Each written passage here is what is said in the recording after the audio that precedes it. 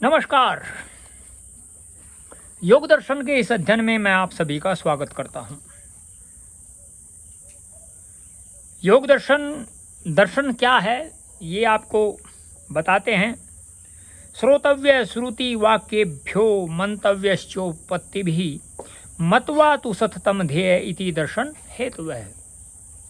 अर्थात श्रुति वाक्यों से सुनना चाहिए, युक्तियों से मनन करना चाहिए, मनन के बाद निरंतर ध्यान करना चाहिए। ये सब श्रवण मनन ध्यान दर्शन या साक्षात्कार के हेतु हैं। इनमें से श्रुति में कहे हुए विषयों का मनन करने के लिए ही सांख्य शास्त्र का आरंभ हुआ है।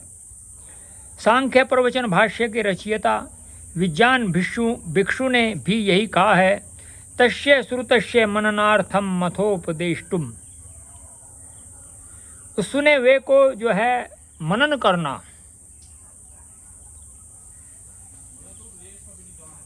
और उस उपदेश को जो है निरंतर मनन करना, ध्यान करना।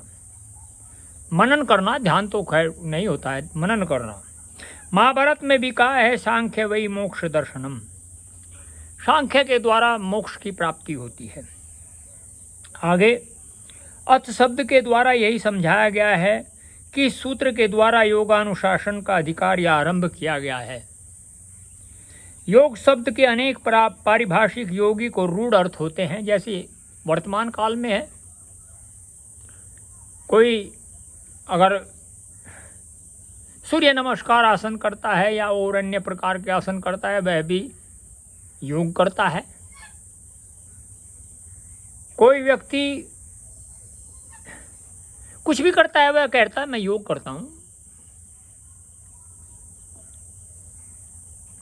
जैसे जीवात्मा और परमात्मा की एकता, प्राण और अपान का संयोग आदि। किंतु इस शास्त्र में योग का अर्थ समाधि समझना चाहिए। यह अर्थ द्वितीय सूत्रोक्त लक्षण द्वारा स्पष्ट होगा। देखिए, बहुत गहरा विज्ञान है ये प्राण और अपान का संयोग।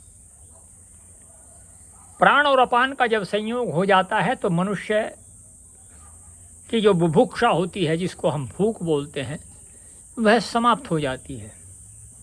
अर्थात उसके ऊपर पूर्ण रूप से नियंत्रण हो जाता है। हमें भोजन ना मिले तो भी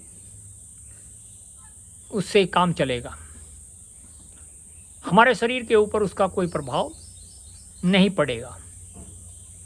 किंतु यदि हमारा प्राण और अपान के ऊपर नियंत्रण नहीं है, तभी हमारे लिए ये समस्या है कि हम सदैव बुभुक्षा से व्याकुल रहते हैं। कभी ये खाते हैं, कभी वो खाते हैं, कभी ये करते हैं, कभी वो करते हैं। तो उसका कारण बुभुक्षा है, अर्थात हमारे प्राण और अपान में संयोग का न होना। तो आगे बढ़ते हैं।